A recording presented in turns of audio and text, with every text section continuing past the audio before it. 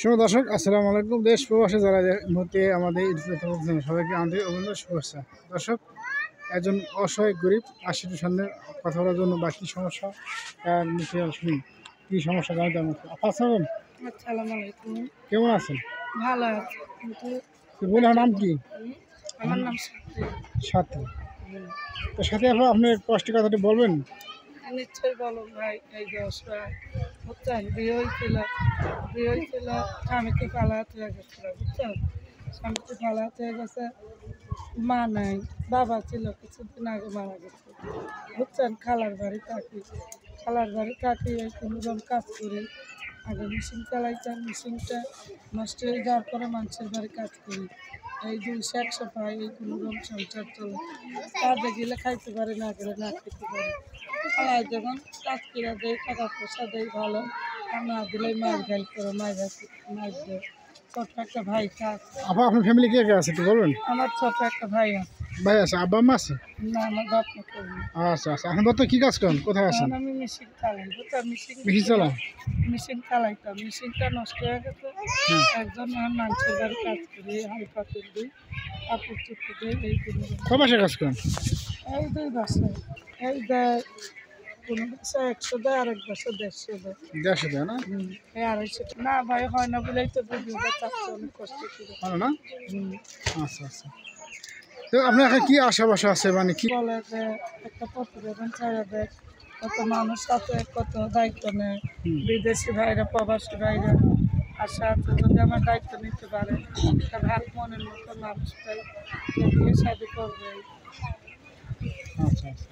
আপনি কি বেশি দিয়েছে বা না, বিয়ে হয়েছিল, বললাম না, স্বামীকে ছেড়ে দিই। স্বামী চলে গেছে?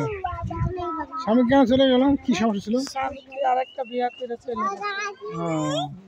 তো আপনি কি দাঁতে খারাপ ছিলেন নাকি না আপনি ইনকাম কম ছিল? এখন ছেলেরা বিয়ে করার খারাপই কি আর ভালোই কি, ওনারা যদি বিয়ে করে তো আমাদের মেয়েদের তো কিছু করার নেই।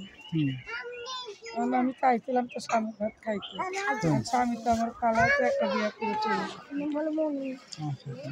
স্বামী কি আপনার টাকা ছিল, যৌতুক চাইছিল? না, যৌতুক চাইছিল? না, আমার কাছে না, এখন ওনার কাছে গেছে। এখন আমার তালাক দিয়ে উনি চলে গেছে। চলে গেছে। আচ্ছা আচ্ছা।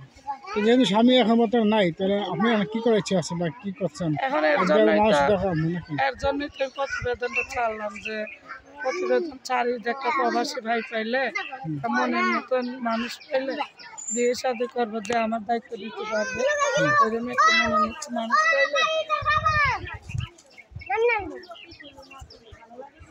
ওইরকম একটা মনের মতো মানুষ পাইলে আমি বিয়ে শাদি করবো, যে আমার 2টা ডাইল ভাত খেয়ে রাখতে পারে, যে আমারও দায়িত্ব কষ্ট না দিতে পারে, আমার দায়িত্ব নিতে পারে, এরকম একটা মনের মতো মানুষ পাইলে অবশ্যই বিয়ে করবো। আচ্ছা। তো আপনার নাম্বার আছে, মোবাইল নাম্বার আছে সাথে? জি আছে। দর্শক, আমি নাম্বারটা বলতেছি। আপনি কী নাম বলছিলেন না?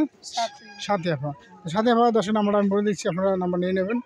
0133671061 দর্শক নাম্বার আমি আর এক বলে দিচ্ছি, 0133671061 নাম্বার ঠিক আছে না?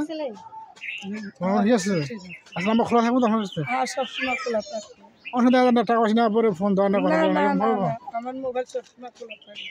আচ্ছা, তো নাম্বার আমি বলছি, 0133671061 আপনার কিছু বলা আছে লাস্টে? না, আর কিছু বলার নাই।